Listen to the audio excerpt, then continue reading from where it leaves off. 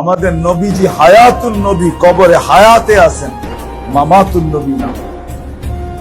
এখনো কবরে রাখতে দেরি, হায়াত ফিরে আসতে দেরি হয় না।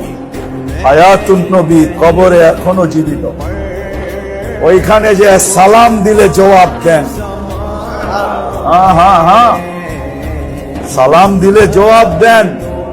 আল্লামা রেফাই রহমতুল্লাহ আলাইহি, কুয়েতের বহুত বড় রেফাই খানদানের সবচেয়ে বড় বুজুর্গ, রওজায়ে আতহারে যে সালাম দিছে, আসসালামু আলাইকা ইয়া জাদ্দি, ভিতর থেকে জবাব আসছে, ওয়া আলাইকাস সালাম ইয়া ইবনি, আমার বেটা, সালামের জবাব দিলাম তোকে।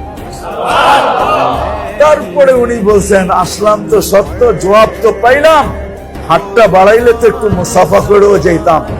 দুনিয়া দেখছে হাত বাহির হইয়া চলে আসছে, উনি মুসাফা করে তারপরে বিশ্বাস হয়।